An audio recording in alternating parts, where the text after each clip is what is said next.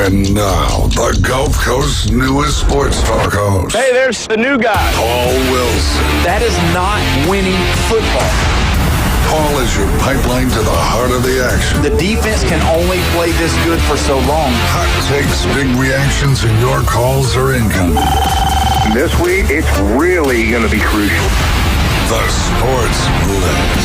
They're playing championship football. The new Sports Blitz. You can say what you want. On 104.3 ESPN Northwest Florida.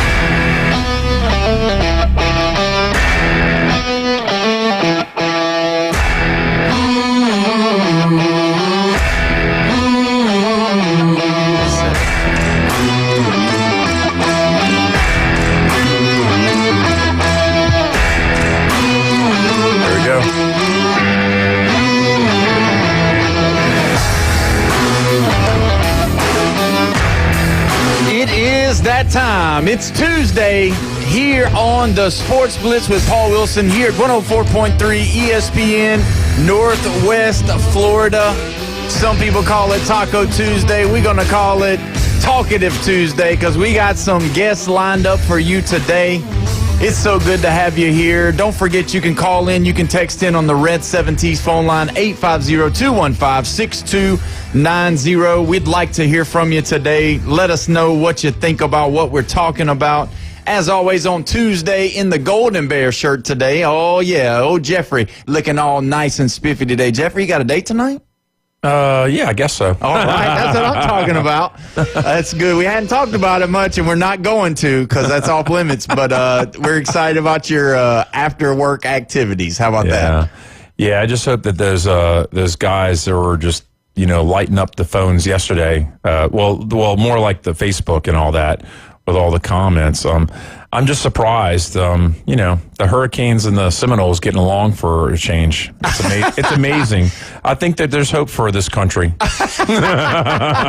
Well, when you think about it, when you get a common enemy, it works good. You know, you can bring all kinds of people together. Yeah. Well, you know what? If it makes people happy, they can hate me. They can do that. It doesn't bother me.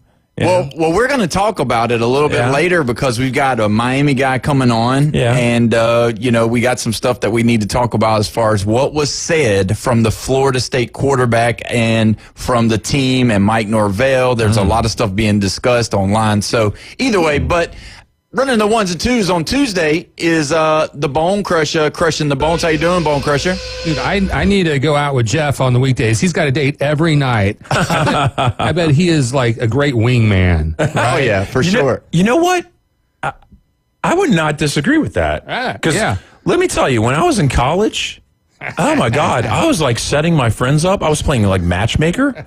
And that was pretty good for a while there. Of course, they didn't marry each other, but, they really were. That was not the objective of the night's mission, Oh, my goodness. What kind of wingmans they making me? Well, when you look at it, he's probably going out with the same woman tonight. I don't think he's going out with separate women. So we're gonna nip that in the bud because, we want her to continue to like our show. Yeah, we went out to eat last went out to eat last night. We might go out to eat tonight. Who knows? I'll tell you what, they had that harvest moon last night. We were supposed to do a date to the beach, and it's just rainy, nasty, cloudy. It was just awful. Yeah. So we just didn't even go to the beach last night. And then I saw the harvest moon this morning, and it was beautiful. Is that what it was? I didn't see it. Yeah, it was a big old moon. And it was pretty. Yeah. And you don't look up in the sky? I do, but I just trying to get in my truck and get where I'm going and get the You're kids busy to with the school. little kids. Yeah, we got kids in the morning, so just one little kid, the other one, but she's 13. Oh, okay. My youngest is 9. And the 13-year-old, I think she changes 3 or 4 times to make sure what she's wearing is what she wants to wear to school. So, and that's what's funny. And another she listens to everything you tell her. Yeah, she does. I try to tell her. I'm like, no, not at all. But she also doesn't take our opinion. She'll change, and then she'll change again, and then she'll change again. Wow. But yeah. So what's kind of funny? It's kind of comical. I don't even know if she's listening right now. She normally doesn't. Mm-hmm. But the fact is that her friends for some reason and somehow they see me on Facebook every once in a while and with the show and doing the high school stuff. Yeah. And they make fun of me all the time. So they laugh at me and like, hey, isn't this your dad? Yeah. Look at all these people. And I'm like, yeah, but look at the views and look at the likes. Yeah. So I kind of try to combat that with that. So it's kind of a little ongoing joke that my daughter makes fun of me inside the house about, her friends seeing me on Facebook and stuff. I think when my girls were, young, and they went to like the school dances and all, I said, hey, y'all want me to chaperone the dance and all that? Yeah. Yeah, I know. They didn't want me to do Yeah, no. Because you dance, right? I mean, yeah, but I'm look, if I'm chaperoning like to the or wherever they call that, to the dances and all that, yeah, I'm not going to go out there and embarrass them and go dance and everything. Why not? No. And then my girls went to ballet. Okay. And then they had the dad dance. I don't know if they have that at a lot of places, but yeah, I'm not sure. The dads would get up there and they'd do their little, Oh yeah, look at him. Oh yeah. And I never did any of that stuff. This was a little too embarrassing. Yeah. If I was to go, and which I probably will, I'll probably go to. I didn't go to the last dance because I think it was just teachers only or whatever, because it was in the cafeteria or whatever it is. And but I've told them, hey, you need a chaperone. Let me know, because I like to dance and have a good time. So. Now I did do the chaperoning to field trips when they were young. Yeah, but not past like age 11 or so. Yeah, my wife usually does that. I've seen enough Nutcracker and I've been to enough zoos that you can just count me out for all that. Yeah, I don't know if they do that here, but we had a farm. Yeah, and they would go see all the crops and the animals and everything. And they do like cool. A pumpkin patch thing here, so that's what they'll do. They'll take them to that, and that's okay. So trunk or treat. Well, your son's 9. Oh yeah. What age do you stop going to trunk or treat? Well, if you the kids, like my 13-year-old, they go every year. They go. You drop them off, and they just go, and they all kind of friend group around, and there's just as many older kids now trick or treating as there are younger kids. From what because we'll take my youngest boy and we'll go with him. Yeah, my daughter goes with a bunch of her friends, and so I mean it's definitely. Well, I hope they do Mobile Mardi Gras. Yeah, your kids. Yeah, well, we've talked about it. Talked about going over there because Mobile Mardi Gras. There's so much to do. There's so much going on, and there's so like on the Saturday. There's 5 or 6 parades. Yep. It's, I mean, there's good parts, and I guess there's bad parts too, but you just go to the good part and have a good time. So I remember growing up, I would go. So I'm going to try and do that either this upcoming year or the following year, probably Mobile Mardi Gras, because I've never done it. But also, I've done this once, Fairhope's Christmas like extravaganza. Really? Fairhope. Yeah. Oh, yeah. That's definitely a good thing to go see. Yeah, that's a good one. First weekend in December, usually. Yeah. Well, we might have to go check that out. That's pretty good. Oh, yeah, for sure. Yeah, that'd be good. We never would have thought we'd be talking about, I mean... Yeah, this is a long way from Jeff's wingman tips. I want to hear more about that. I want to hear about all the girls in college and... Wow. You don't want to hear about that. Now you're bringing back some memories. Because if you bring that up, then you're going to bring up some alcoholic beverages being consumed by Jeffrey, and Jeffrey was a connoisseur at that age. You say this, but I was what was called a vodka-phile, and that's where you're like an aficionado on vodka, because I drank so much vodka, and you would do a mixer with it, like cranberry juice or orange juice. And people would mix it with a vodka, and I'd tell you which one it is. Absolute, Grey Goose, Kettle One. I would tell you which brand it is. Wow. And that's pretty dang good. Wow. I mean, blind. We won't talk about it, but blind taste test on beer. I mean, people could probably do that a lot easier than doing that vodka thing. Yeah. I mean, I could do taste test on sodas. Like, I'd be the best at it. I know what Pepsi, Coke, Grape of Coke. RC might switch you up a little bit. I got RC. I've had it enough. I've had it enough. I got them. So you give me Dr. Pepper, obviously, Coke, Pepsi, RC, and even give me a Sam's Club or something like that, I'll be able to tell you which one's which. So I don't know how long this has been, but Pepsi has been the number 2 selling soft drink for a long time. Forever, probably. We'll say probably about 35 years, probably, right around there. Dr. Pepper is now the number 2 selling soda in the nation. Wow. Behind Coca-Cola. Pepsi's number 3. Wow. Yep. Now, do you like Coke better than Pepsi, or do you like Pepsi better I'm from the South, man. Yeah, I'm Coke. Yeah. I don't know. Growing up, Coke was my stuff. I drank Coke all the time. And then about when I got out of my 30s into my 40s, I kind of tend to like Pepsi a little bit better. And I don't know why. Yeah. So either way, who would have thought? And that could be the question of the day. Do you like Pepsi or do you like Coke the best? Bone Crusher, Coke or Pepsi for you? Which one is it? You know, Coke and Pepsi, they both used to have a half sugar version of their regular sodas. Those are my favorite because they're not so sweet, but they're still good. It was called like C2, and Pepsi had I can't remember what they called it, but it had half the normal sugar.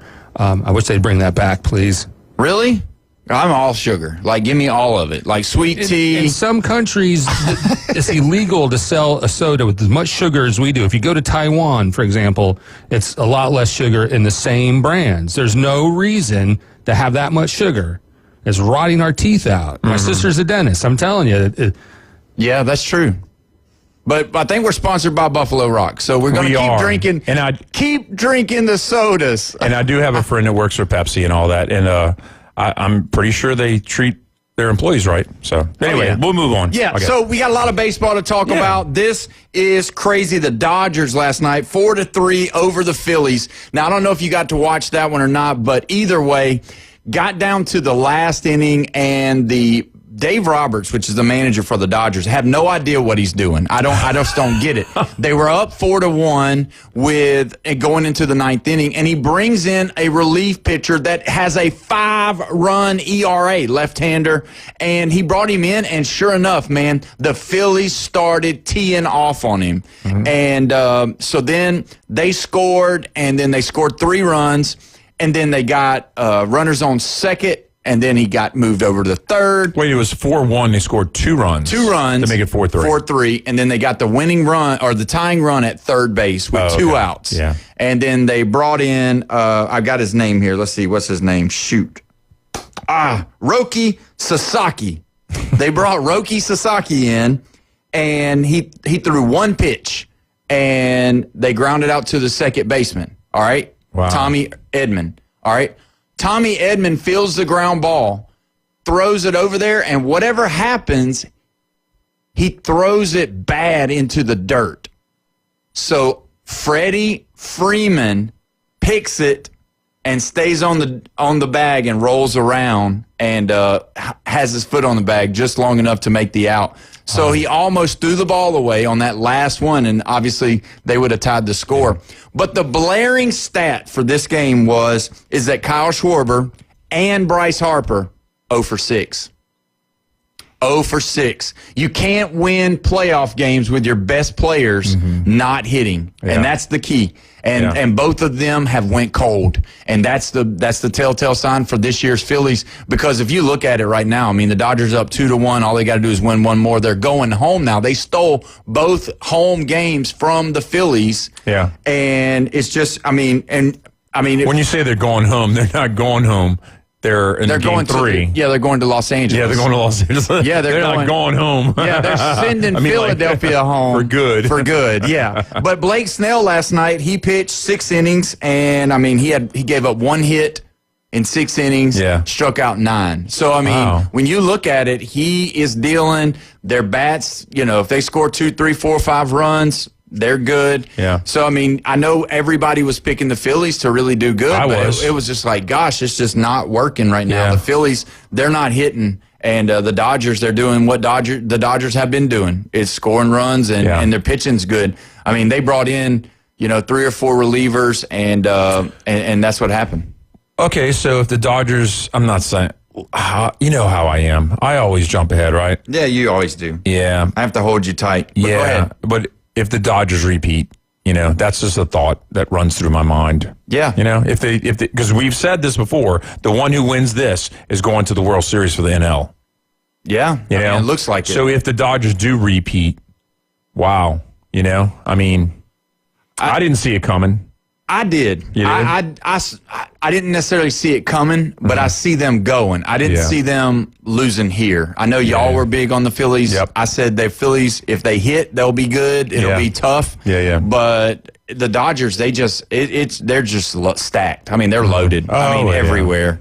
And they've paid so much money for this team, but so have the Yankees, and so have some of these other teams. This is where I thought, no matter who they were playing, I thought that they would lose in this second round. This. That's you thought they were going to. That's the limit I thought that they were going to have, but who knows, And then we got, Tigers and Mariners are in a rain delay right now. They're in a rain delay. Detroit, and then the late game's the Yankees, and the Yankees are desperate. Yeah, they're 2-0 as well. 0-2. With the Blue Jays, so it's just going to be. I just don't see them coming back. I don't. Unfortunately, I was hoping, but the Blue Jays are just really hot. But let's look at it. You got to look at what other game that was on last night. The Brewers and the Cubs. They won 7-3. Now the Brewers are 2-0. I'm telling you, I get it. I get what you're saying about the Dodgers, but it's not going to be a cakewalk because those guys and those fans. I've been watching the fans a lot when I'm watching these games, and they're like college football fans. They're going crazy. Every time a pitcher is pitching, they standing up in the stands. They're hollering. It's loud. You can hear it. And, it's crazy. If you look at what they did it opposite last night. So, first inning, Cubs are hitting, and Seiya Suzuki comes up and hits a 3-run home run to start the game off after the Cubs get 2 base runners. So, it's 3-0. Yeah. So, and it's just like, what? And so they get the third out, and then the Brewers come in. First guy gets on, second guy gets on. No, the first guy gets out, second guy gets on, third guy gets on, fourth guy gets out, and then Andrew Vaughn, he hits a 3-run homer. Yes. And ties the game at 3-3. So I think the stat was that I heard, it's 55 games the Brewers have played in the playoffs. In their existence? That didn't sound right, but that's what I heard. Probably. And they've never had a multiple home run game with people on base. And they did it twice. Yeah. They did 2 3-run homers. Yeah, they had 3 last night. Jackson Churio. A 3 and a 3. Yep. Jackson Churio hit one in the 4th. Yeah. And see, they were four innings apart. The two that is in the 4th inning. Yeah. So the thing about it is that the Cubs, after they scored the 3 runs, they didn't score any more runs. And the reason is Milwaukee's pitching staff, they had 5 different relievers come in, and they gave up 3 hits in those 5 relievers in the second inning all the way through. That's depth. Yeah. And that's the thing. When you look at it, the Dodgers and the Brewers, that's going to be a tough series, and it's going to be made for TV. Dodgers and Brewers. Because they've got pitching, and these Brewers are scrappy. They just are. And okay, so everyone's 2-0. No. No? No, the Tigers. Oh, the Tigers and the Mariners are 1-1. Okay. So of the other 3 that are 2-0, who's most likely to come back from a 2-0 to win the series? The Yankees. Yeah, I'll go with the Yankees. Yeah. The only reason why is because they can get hot and they do have the firepower to do it. And now it's going to see whether or not you've got depth in your pitching. And that's really where the Blue Jays are going to have to, continue to score runs, but they're also going to have to not give up a bunch of runs. Because the Yankees, they are one of the teams that are in the playoffs that can outscore you. Because even one of those games, they scored 7 runs. So the Cubs are least likely to come back. Yeah, I think so. Yeah. And even though they've had a great year, the best year they've probably had in a while. And, with Tucker added to there, Swanson, those guys, you would think that they would get, they would be a little bit better, but I don't know. The Brewers having that young nucleus of players, Jackson Churio, he's very young. He's their leadoff guy. I don't know. Those guys, they're just, you ever feel like whenever you're watching a team and you see them, and it happens, you see them, they'll play good in this series, and then they'll throw an egg the next series. Yep. But you ever see a team that when they start looking like they're just like, it's just like they're going. You just kind of see them going. Yeah. But they're that type of team. So what do you mean when you say going? Like they just keep going to the next. Keep on getting better and better and better. Just keep winning. Yeah. Just keep winning. Just keep winning. And outside of now, if they were on, on the American League side, I would be like, man, it's probably going to be the Brewers. But it's just the Dodgers. They're just a different animal. Yeah. And I mean, they're phenomenal. And when you add Shohei Ohtani being able to pitch 6 innings and then hit, all of that, plus Freddie Freeman, plus Mookie Betts, I mean, gosh, they're just loaded. And then you got Blake Snell, who he didn't pitch until probably middle of the way through the season. He's like an ace. Yamamoto's an ace. So I would say the early to mid 80s in baseball, I didn't know who was going to win every year. Because it was so random. Yeah. Like teams would just step up and just do something. And it was like, okay, where did that come from? Until basically the Dodgers got really good and then the Athletics got really good in the late 80s. And that's where it became a little bit more predictable to me. Yeah. And this year seems kind of like, I don't know. To get predictable a little bit. No, it's like half predictable. Like the Dodgers and Yankees, we saw this. Phillies, we saw them. Did not see the Blue Jays, did not see the Tigers, definitely did not see the Mariners at all. Those 3 teams coming in, really, and then the Cubs even, and having the Reds in the playoffs. Yeah, I thought the Cubs would be on the edge, like the Reds got in this year. I didn't see the Reds doing that, but I thought the Cubs would be like the last one to be in the playoffs. So I really kind of thought that the Cubs would make the playoffs, but just not be one of those top teams.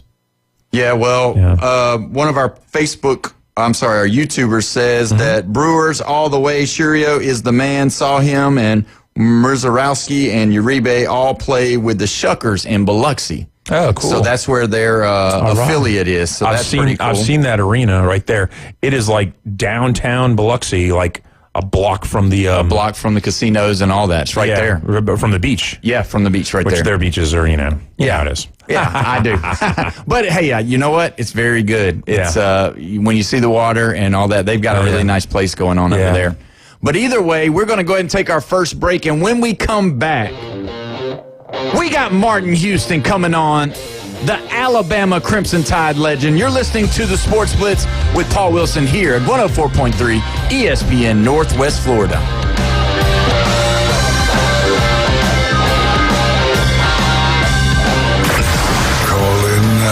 This is Touchstone service. The Red 70s studio line is open. Demonstrate how to make a call with your dial telephone.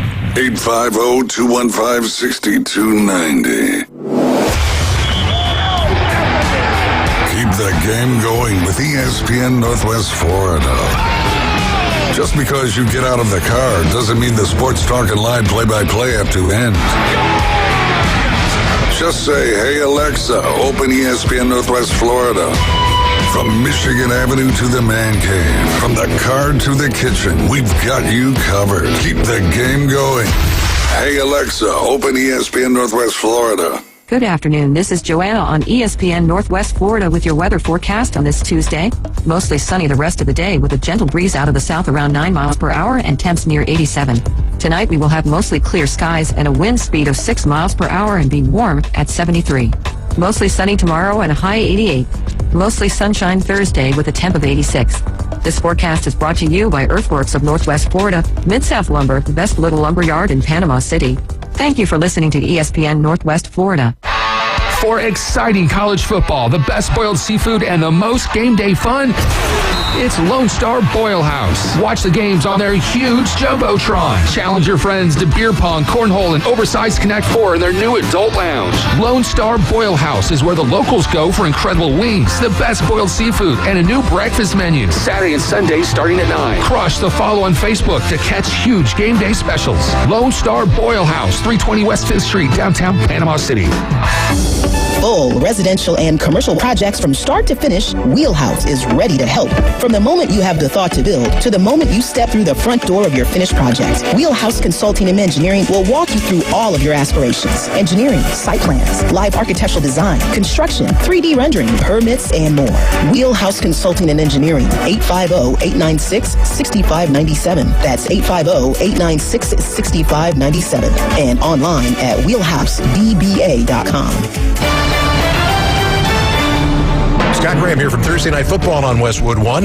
Jason Benetti and Devin McCourty have the call as Week 6 of the season kicks off with NFC East action between the Eagles and the Giants. Philadelphia, the defending Super Bowl champions, are coming off their first loss of the season last week. Can they get their repeat hopes back on track? Find out on Thursday Night Football. Eagles versus Giants. Coverage starts at 6:30 on 104.3 ESPN, Northwest Florida. You've found us inside the CBC Construction Studios. You've got the games, but we've got the breakdown. That's the difference between a winning football team and a losing football team. Hot takes, cold truths, and the takedowns that get everyone talking. This is the Sports Blitz with Paul Wilson. Then you're going to run into a big problem. 104.3 ESPN Northwest Florida.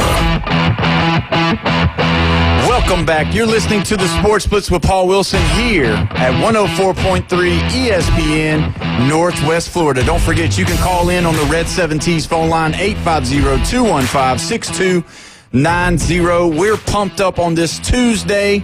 Some people call it Taco Tuesday. We're calling it Talkative Tuesday. We are joined live with none other than the national champion, running back from the University of Alabama, Mr. Martin Houston. How you doing, my friend, today, Martin? Doing well, man. Glad to be in with you. Yes, sir. We're thankful for every time you're able to come in. And, man, just growing up now, I don't want to disparage your age or anything, but growing up, Hey, man, I'm 55 and proud of it. That's right. I told someone the other day, this is crazy, Paul. I'm the age Coach Stalin was when he came to Alabama. Oh, my gosh. Yeah, could you imagine, though? And I'm proud of that. That's nuts. So I don't have a problem with my age.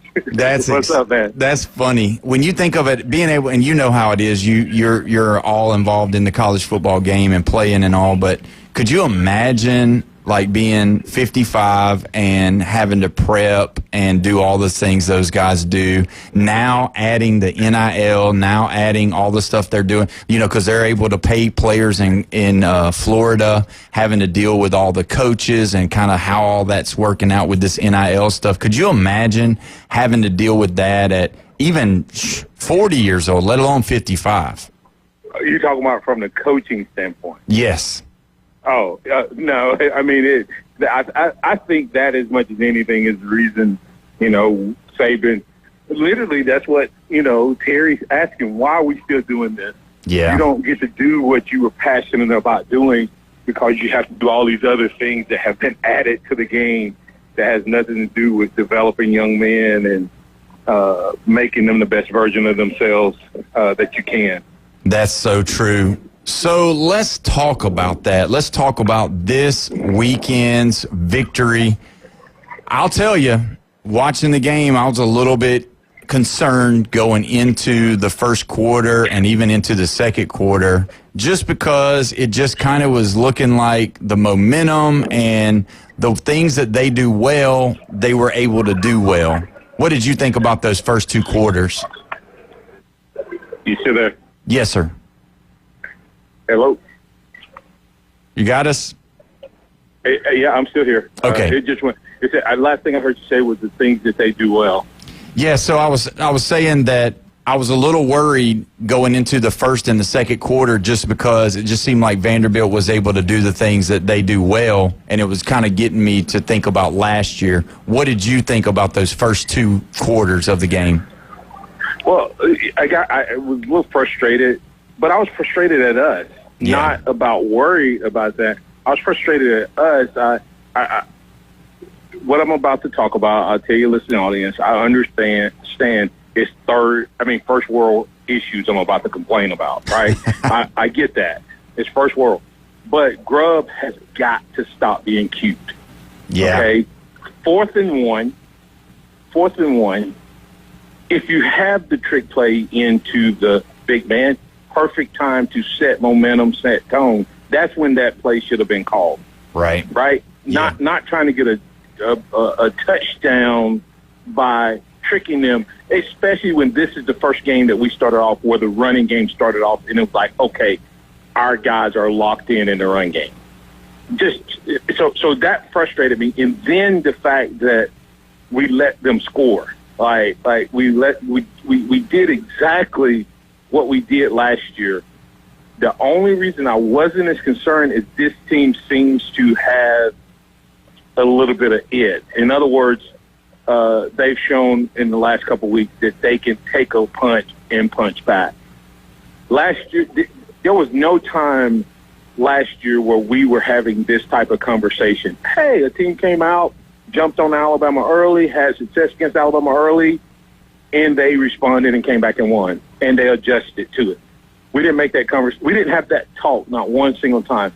Well, I was able to have that talk last week after the Georgia game when Georgia was running the ball all over us in the first half. They had one drive where they ran it all over us in the second half and got a score. But other than that, the rest of the time they had to drive it or they were punting. So I felt like if we could do it against Georgia's run game, we could figure it out against Vandy. So that was the only reason I probably didn't get frustrated. But I was on the edge of my seat, Paul. I don't want to make it sound like I was sitting back going, oh, hey, nothing to worry about here. Exactly. Yeah, I was too. I was just like, man, are we seeing deja vu? And then, then we started moving the ball. It just seemed like, the things started working differently. How important is it for Alabama moving forward to continue to run the football? Because if you look at it, the way Jam Miller's running the ball, it opens up the other running back as well. It's like our offensive line just gains confidence when they bust open some big runs. How important do you think it is for us to keep moving the ball like that with the run game? I think it's mission critical for a couple reasons, and I know, once again, I tend to have a little different approach or mindset possibly than some people just listen. A lot of people said there's only been one game that I worried about the run game, and that was the Florida State game because the coaches abandoned it. Yeah. We didn't have a lot of runs in the Wisconsin game, right? Mm-hmm. But we only had 51 plays, and some of those plays were taken up by the backups. So the starters had 15 carries from the running back room, but we only had 50 plays. So we didn't really abandon it. That's kind of going to be our percentage, 70-30. It's going to be our run game anyway. So, and then the next week against Georgia, we ran the ball. We were committed to run the ball. We didn't have any breakout runs or long runs, but what did we do at the end of the Georgia game? Yeah. When we had to have 5 yards and move the ball on the ground, we did. And I said, the only thing we're missing, two things we're missing in our run game, and I believe we'll sit against Vanderbilt, and we did, was the Jam coming back is important and huge, but Jam getting his sea legs back, and he made that extra little slight cut to the left instead of just slamming it up in there, not being patient, not getting it, the right move. And he did that several times to get 5 or 6 yards, and eventually he got the long run. And that's what I think, they need to do. So the reason I think it's critical that they keep doing it is because the playbook is thicker when they do it. There's so much more that a lot of people think just the play action. The play action is part of that, but it's also when you come up to stop the run, his drop back game has a lot more plays that stretch the field. If you go back and study anybody that watches these two guys, Grubb and DeBoer, they love to throw it deep. Well, we haven't done that a lot, right? Right. Because we haven't forced people to come up. We've had some success off of play action a little bit, but as long as we keep running the ball and stay committed to it, I'm not even saying we have to get. I said if we get 115, 120 yards against Georgia, we'll win. I said the same thing against Vanderbilt. We got a lot more against Vanderbilt, but I don't think it has to be what we used to see with Derrick Henry and those guys to be effective. I think we just have to make them be committed to run and not dropping out to play the pass. Yeah. What do you think as far as, so we've seen now Ty Simpson, we know that he's a coach's son. We see him doing the things that, and it was no disrespect. I talked about this yesterday a little bit. It was no disrespect to Jalen Milroe, and even one of the guys that was in here with us, he disagreed with me. But I just feel like with Ty Simpson, it seems like he has a little bit more of the leadership role that these younger guys need. And even some of these guys that, are 5 stars and have always succeeded, and then now they're seeing a little bit of times where they, don't succeed, and they need somebody to come get in their face and talk to them in a way that, pushes them to move past it, kind of let it run down their back like duck water on a duck's back. But did you see how he handled Ryan Williams? Ryan Williams obviously has been having the drop issues, and he went straight to him and basically told him, hey, you're fine. We're going to need you later. And it's not that Jalen Milroe didn't do those type of things, obviously, but it just seems like the leadership from Ty Simpson is kind of, to me, more than it was last year from last year's team. Yeah, Did the guy disagree about that? What was he disagreeing about? He just disagreed the fact that he felt like Jalen had it. We just probably didn't see it as much. Well, there you go. You didn't see it as much because he didn't do it as much. Jalen had the capability. And Jalen did it. But he didn't do it at the level that Ty's doing it. And here's the reason. And this is not to dog Jalen. I'm a big-time Jalen Milroe fan, and I think Jalen Milroe needs to happen for him what Jalen Hurts had happen for him. Yeah. Everybody that questioned Jalen Hurts' ability found out real quick when you build your offense around his skill set, Jalen Hurts is just going to win. He's just going to keep winning. Yeah. Well, last year, Ty was able to lead. Jalen was having to learn an offense, learn a coach, learn a system, and then be confident in that when it wasn't what his skill set was necessarily best suited for. I just did a leadership class to people, and I said one of the things that you have to do when you're trying to get buy-in and connection and trust from your team is you have to be confident in you, yourself, and your own ability. And I think that may have limited Jalen a little bit last year. Ty is 100%. He has 2 years in the system. The coaches themselves are more confident, right? Because it's their system. They're not modifying their system. And all of that leads to Ty being a more, I think, outward, visible, vocal leader. That's not a slam on Milroe. That is a compliment to Ty. Not that we didn't see it as much because I don't think Jalen did it as much because I don't know that Jalen was always confident enough. When Jalen would have some bad throws, Jalen would kind of go into his shell. Ty's not having a lot of bad throws because he's executing offense better. Therefore, he has more confidence. And when he goes to the guy and says, hey, we're going to need you and I'm going to get you the ball, he has confidence he's going to do it, and they have confidence he's going to do it. So he's doing it a little bit more. Yeah, and I'm curious to see it. It's gonna take it to another level now that we've got some wins under our belt, and then obviously this Missouri game is going to be a big game. I mean, I've been looking at this game for the whole time that we've been talking here, and I told everybody in the studio, I was like, Missouri is good, and we can't go half-stepping there. But this week, Ty has been getting a lot of publicity. Bama's starting to get more of recognition, and kind of what Coach Saban would talk about with the rat poison is starting to kind of come back a little bit. Alabama's back, the old Bama's back, all of this stuff. And so now, instead of coming in being like, we've got to prove ourselves, now they're coming in saying, okay, you're the overdog here a little bit. Now, how are you going to deal with it? How do you feel like this team, do you feel like Ty is going to be able to handle that pressure as well? Because this is somewhere he's never been before. He's always been the backup, and now he's the starter. He's the one. He's the face of the franchise, so to speak. What did you think of Ty's game against Vanderbilt? I thought he had a couple of times where he missed some. Couple. Yeah. He had a couple. He had a couple of times where he didn't do the right thing. I think he took a sack one time. I think he could have thrown the ball away a couple of times. All right. And that's about it. But what was his response to his game?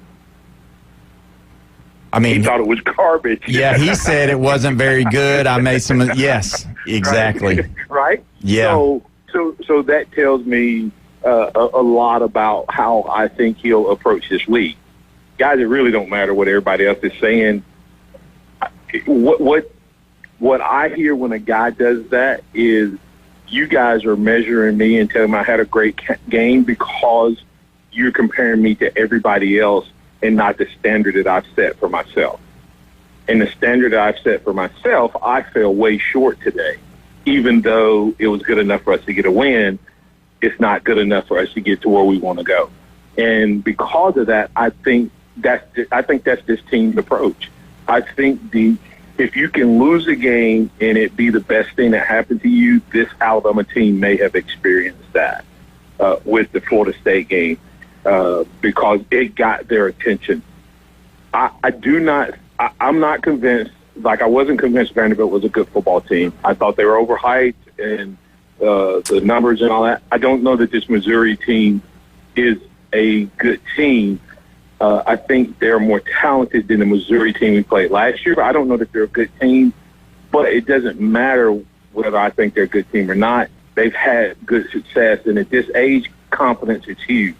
So going into this game, this Alabama team needs to be confident, not cocky, because Missouri is confident. But are they cocky? Because they're 5-0, they're undefeated, it's on their home field. Alabama has played, I don't know if you realize this, everything they've played has been undefeated. Yeah. at the time they play them. So this team kind of, I think that kind of helped them be on edge, and I think they'll still have that call going into this particular game. I really believe that thing that drove Alabama fan nuts about our head coach was that he's just too even-keeled. Yeah. Right? Mm-hmm. That's what everybody said. Why is he not ranting and raving when things go? Because he's an even keel type of guy. Yeah. He communicates on an even keel. Well, what are you saying you hope this team is now that they've had success? You're hoping that they're even keel, right? Keel. They don't get too high because they're winning, and that they don't get too low when something goes wrong. And I think we've seen that manifesting because last year, that Vanderbilt game started, the fans were shot. Have you heard? Were you at the game? I wasn't there, but I watched it. I was just stunned. I wasn't at the game, but I talked to some people that they were there. They said when that happened, it was so loud. It was like the entire crowd said, "Oh my God, here we go again." And we trailed Vanderbilt for 6 straight quarters, almost 6 full quarters. Yep. All 4 last year, and then all of the first quarter, and until that Jeremy Bernard, and we tied it, we had trailed Vanderbilt. So it had been a long time since Alabama had seen success against that team. But the team never felt like they were out of it because Vanderbilt was playing at the top level. I think this team has now figured out, guys, we can't just show up and beat people like Alabama used to. But when we play our best game, we're as good as anybody out there. And I think they found out how to get to that point. Yeah, I agree with you. And we've got to take our next break. Martin, thank you so much for coming on. I'd love to have you coming back. We appreciate you. And when we come back, we're going to be talking to the legend, Joe Zagacki, here on 104.3 ESPN, Northwest Florida.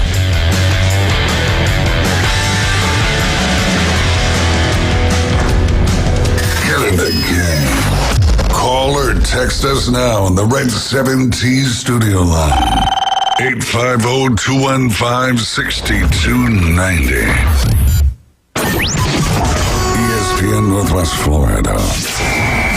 here's what's happening. Coming up on October 31st, it's the Cal G Squires inaugural golf tournament benefiting the Angel House Bereavement Center, the only provider of clinical grief counseling in Bay County. Costumes are encouraged for this fun day at Bay Point. Prizes for a hole-in-one, longest drive, closest to the pin, and best costume. To register you or your team, go to angelhousebci.org.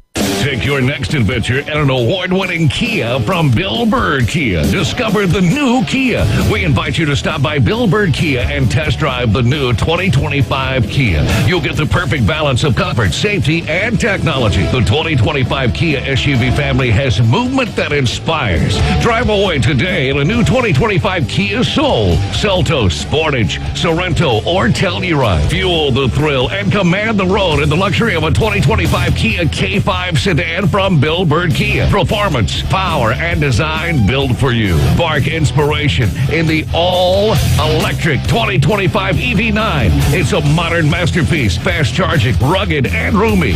Bill Bird Kia is the original home for the 20-year, 200,000-mile warranty. Stop by 2435 East 15th Street, Panama City, or anytime at BillBirdKiaPanamaCity.com. We'll treat you like family and give you the peace of mind you can trust. Your local community dealer is Bill Bird Kia.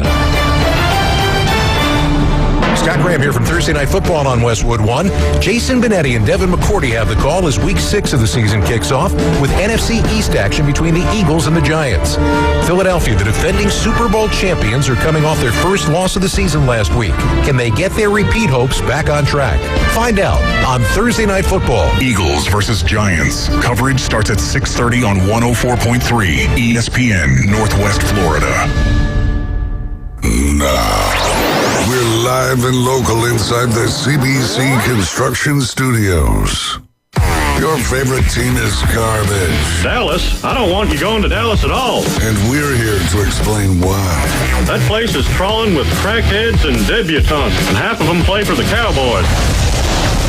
It's time to take out the trash on the Sports Blitz on 104.3 ESPN Northwest Florida. Welcome back. You're listening to the Sports Blitz with Paul Wilson here at 104.3 ESPN Northwest Florida. Don't forget you can call in. You can text in on the Red 7T's phone line 850-215-6290. Man, we're having a great day on this Tuesday. Got it all blowing up on a Tuesday in the studio, and we are joined with none other than the legend, Joe Zagacki, the voice of the Miami Hurricanes. Joe, it's been a couple of weeks since we talked to you. How you doing, my friend?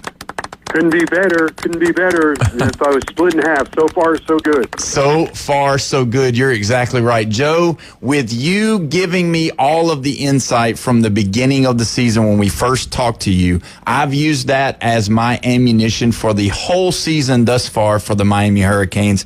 And you, my friend, have told us the correct story on Carson Beck. Wow. He is looking like there's nothing wrong with that arm whatsoever, and the balls that he's dropping and the receivers, he's throwing them open. They're making catches. They're young. Even though they're young and inexperienced, he's definitely putting the ball where it needs to be, and those guys are coming through in the clutch. He's a pro, Carson Beck. His approach is professional. He understands the game like a professional. That's how he works, and he just puts the ball in play. He doesn't get bored with the check down. The other night, put the ball in play. Then when he has to, he's able to launch a shot down the field, and he's really accurate with the long ball. He's been great so far. It just it's amazing to watch him, and you know, and I'm just being honest. When he played at Georgia, had all those 5 stars everywhere, and he would always have those moments.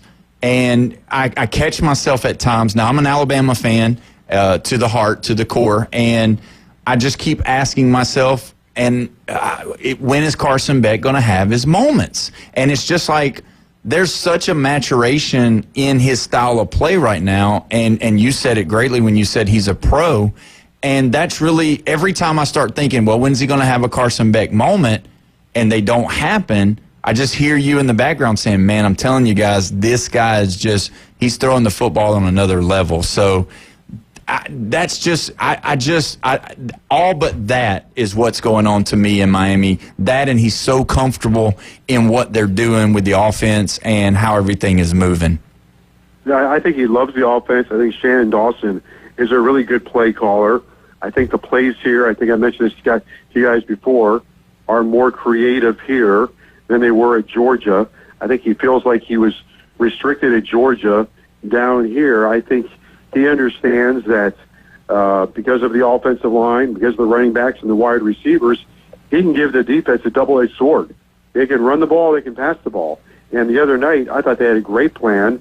Florida State geared up to stop the run. Miami went under center the other night for the first time this year. Went under center and used their play-action plan and got productive plays out of it.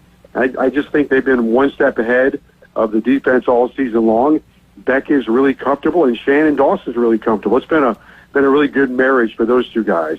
Yeah, it seems like the leadership, too, on the sideline that Beck is providing for those younger guys. It just seems like, again, I hate to keep repeating myself, but yeah, it just seems like, he's a pro playing with those college kids. And him being able to handle all of the online stuff, to be, moving down there to Miami, getting into the draft, out of the draft, getting the vehicle stolen, the whole girlfriend thing, all of those things. And it just seems like it really hasn't affected him at all. Like his approach to the game is just kind of like real clean, real simple.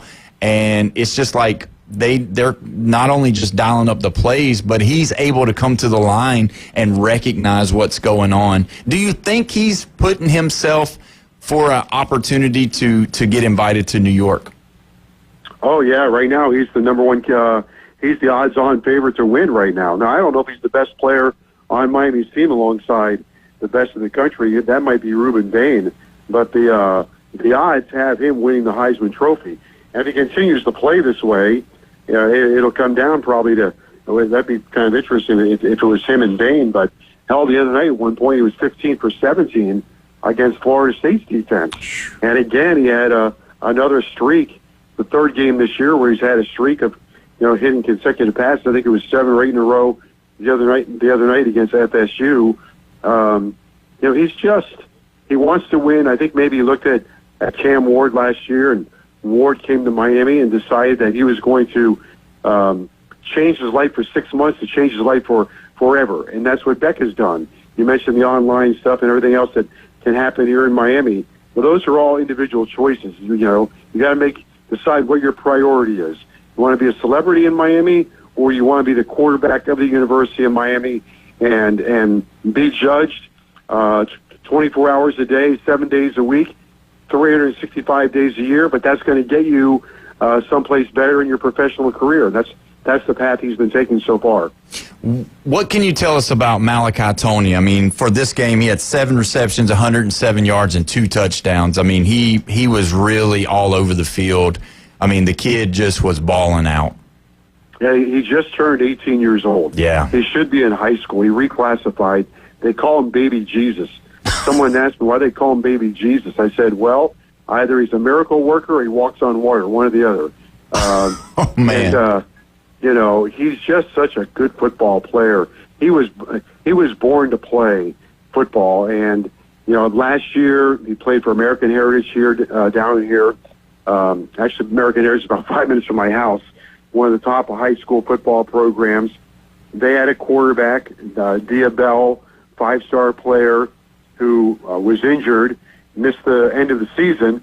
Malachi Tony became their quarterback and won the state championship. So as a wide receiver, I think he understands, how a quarterback plays, how a wide receiver plays. He understands the game, and so I want to give him that compliment first. And then second is just sheer ability with great speed. I mean, Miami hasn't had this kind of player in a long time, probably since, Santana and Sonoris Moss, a guy that can catch the ball and thread his way through a thicket of defenders and score a touchdown like he did the other night against Florida State. Yeah, and that was the key. I mean, at times he just looked unguardable, and you could see the frustration of him just getting open and Beck finding him. And that game being 28-3 going into the fourth quarter, Jeff, he's here with me, and he said, it seemed like Miami just kind of took their foot off the gas a little bit and kind of just coasted. They knew what they had to do to win the football game. But that defense, let's talk about that defense. You brought up Bain. He's getting all the glamour of the defense, and he should, because it's all well deserved. But man, the back end is just playing phenomenal as well. Talk about those guys a little bit. Yeah, I think that's one of the biggest surprises. The safety play has been spectacular. Two of the guys came through the transfer portal, Jacoby Thomas and Keontae Scott. Thomas had an interception in the end zone the other night. Scott recovered a fumble, and I think Scott had 11 tackles. Those two guys have been relentless when they've been called upon to blitz the quarterback. They've been great in run support. The defining moments of the game, by the way, were the two plays back-to-back, the Fitzgerald interception and Malachi Tony catching the touchdown. And for all the talk that Miami has done well in the transfer portal, Fitzgerald's a true freshman, and so is Malachi Tony. And those two guys turned the game upside down on its head. Bryce Fitzgerald has 3 interceptions in 5 games, and he's a true freshman. He just covers so much territory. But what I like about Scott and Thomas is they have, and Zachariah Poyser as well.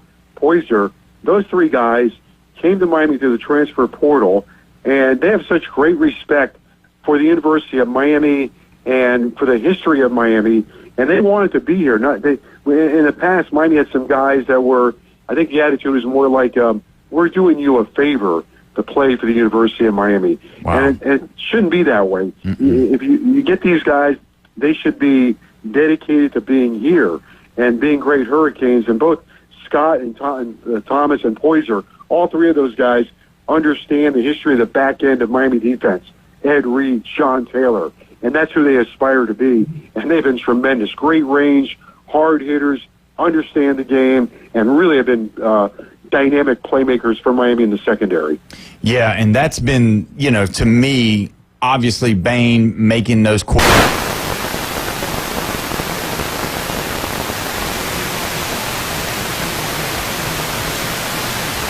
complimenting him by being out there outside and making the plays. And the good thing about the back end is that they tackle well, and that's what's kind of crazy to me, because normally they're just pushing the hole or push them down, grab them, pull them down. Let's don't hit too much. But those guys are bringing their hats, and that's kind of cool to see as well. Oh yeah, these guys love to tackle. They love to compete. But I think that's some of the biggest changes for Miami have been the fact that they're taking the ball away, and they've been an excellent tackling team. And then Bain and Mesidor have been impossible to stop. You can't block them. Miami now has took the ball away 3 times the other night. So now they've got 9 takeaways, 5 interceptions, and 4 fumble recoveries. 9 takeaways in 5 games. That's pretty good. Did not turn the ball over the other night. So now they're +6 in the takeaway category. And I said at the beginning of the year, if Miami matches the metrics that Corey Heatherman had in Minnesota, they're going to be a playoff team, and they are well on their way to doing what he put up last year at Minnesota. Yeah, I agree with you. I think that's spot on, just like you've been this whole year. And we appreciate you. We're going to have to take our next break. But, man, Joe, we appreciate you coming on. And we will get back with you in a couple of weeks, and we're going to talk some more Miami Hurricane football. Thank you, Joe. When we come back, we've got some great stuff happening. We got something, a little specialty for you. Jaguars, Chiefs at the top of the hour. 104.3 ESPN, Northwest Florida.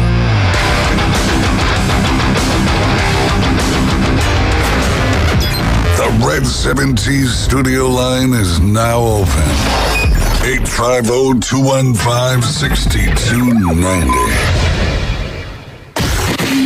104.3 ESPN Northwest Florida. The Coach James Hale Show. Then do me a favor. There's a Chinaman running around. He goes by the name of Win One Soon. If you find him, catch him, hold him, call me, let me know, and I'll come pick him up, all right? I'm ready to listen to these experts make these picks. And listen, if I wasn't already bald, I would have pulled all my hair out. Weekday mornings 7 to 9 on 104.3 ESPN Northwest Florida. Good afternoon. This is Joanna on ESPN Northwest Florida with your weather forecast on this Tuesday. Mostly sunny the rest of the day with a gentle breeze out of the south around 9 miles per hour and temps near 87. Tonight we will have mostly clear skies and a wind speed of 6 miles per hour and be warm at 73. Mostly sunny tomorrow and a high 88. Mostly sunshine Thursday with a temp of 86. This forecast is brought to you by Earthworks of Northwest Florida, Mid-South Lumber, the best little lumber yard in Panama City. Thank you for listening to ESPN Northwest Florida. CBC Construction is looking for a few good men. At CBC Construction, our greatest strength lies within our talented team. Join us and be a part of a dynamic company that values its people. We offer a tremendous opportunity to create a future for your family and the Florida Panhandle. CBC Construction is now hiring. Call us at 850-740-3815 or visit cbcconstruction.com to learn more. CBC Construction. Be part of a winning team. Get ready. Week 6 of the NFL season is officially here. Your Jacksonville Jaguars are gearing up to go head-to-head with the Seattle Seahawks in our crucial catch game dedicated to the fight against cancer. Join us October 12th at Everbank Stadium as we raise awareness through early detection, risk reduction, and education. Lock in your tickets now at jaguars.com/tickets or call 904-633-2000. We'll see you at the bank. WVLQ Port St. Joe, WGSX, powered by Panama City Toyota. ESPN Northwest Florida. The Kings of the Swamp. Falls loose at the 38. Gators got it.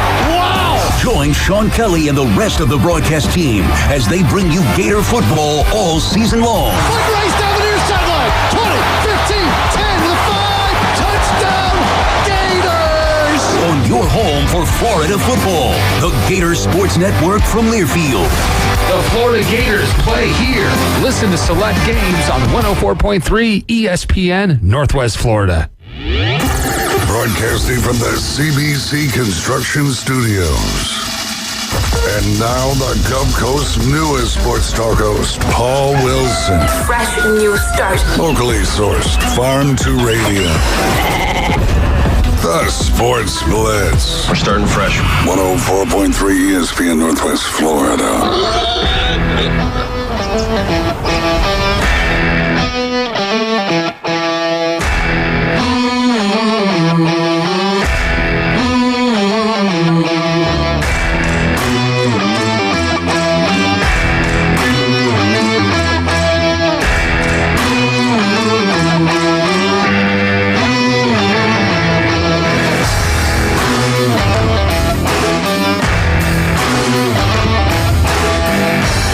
What time it is.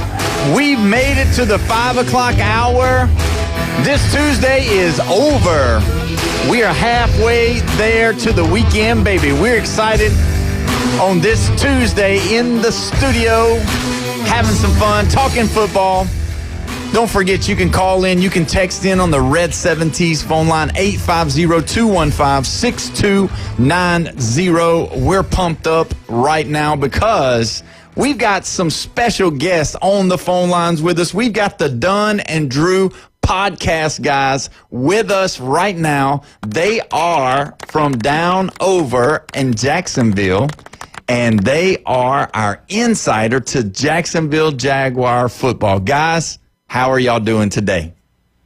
Oh, God. I'm sleepy, but the adrenaline. We good, man. We good. Happy to be keeping me here. going. I probably got 3 hours of sleep last night after Monday Night Football, but I'll take 3 hours of sleep after a W like that. Oh, my gosh. Any week. What a game. I mean, everybody was on the edge of their seat. Duval was as loud as I've ever heard it before on TV, because obviously I wasn't there, because if I would have been there, I'd still probably be in my hotel room asleep.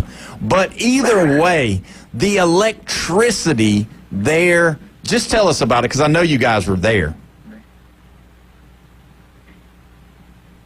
Eric, are you here? Can you hear me? It might just be me. Yeah. Yeah. So the stadium was packed, and going into a game when you're playing like the Chiefs or the Niners, a fan base that brings a lot of fans in for a game, Hello, worried hello? how it's going to look on TV, but I think it looked like it normally does when Chiefs fans come in, but Can you hear me? the sound was different. There were so many Hello? Jags fans there. It felt like a playoff game. The whole city all week long. You know, you could Hello? feel the energy around town. You could hear it on the local radio here, on TV. Like, everyone was going to turn up for this game because not often we get the opportunity to go into a game, host the current dynasty, the Chiefs, and see how we measure up. And the fact that we have I call it like obviously a statement game, and kind of put the league on notice, put all the fans on notice. It was unlike, I'd say it's like number 2 atmosphere that I've been to. Number 1 would be Chargers playoff game a few years ago. But the energy was like, I blacked out a couple times just because I couldn't believe the plays I was seeing. But watching it back now, I get goosebumps just like listening to the crowd roar, because you're right, it was crazy on TV. Yeah, well, and that's really what when we were watching on the television. It was just like a constant roar. It almost felt like what you hear at like the national championship games, or those games that they're just so loud because they've got all of the stuff there, and it's like right on top of the players and all of that, and just hearing the hits, and you could just tell the Jaguars just were there to win the football game. It was like exactly how you described it, having Mahomes in the building. A lot of times when you have those legendary players, when you have those superstars come in, everybody's there to see them. And obviously I know that there was people there to see him, but you could tell the fan base was there to win the football game. They were there to make him have an uncomfortable night more than they were starstruck to see Mahomes in Jacksonville. Yeah, we were there to watch him lose. A lot, there's a good amount. We're probably there, obviously, Chiefs fans, to see him, but to see him lose, we never beat Mahomes. This isn't what we do. We don't beat Mahomes. We don't beat the Chiefs. They just always used to look like they're playing a different sport than us. And at times on offense, when they were on offense, it looked like they had a cheat code, which is something I'm sure we have to address defensively. But we still, we still beat them, and it's just, I don't know, it's a new era, and it's crazy. Every week we do something that we haven't done in years, and it's like you got to pinch yourself. Like, is this real? Like, I had to pinch myself after the Devin Lloyd pick 6. Oh, man. When you bring that up, I was watching that, and it just, I don't know, it just seemed like he just kept running, and then he kept running, and then another guy would come up, and he would keep running, and then it was, he wasn't running fast, and he wasn't dodging a bunch of people, as far as like, it didn't look like it was some, shot out of a cannon or anything like that, like they normally do a lot of times when they're coming across the field and they catch one.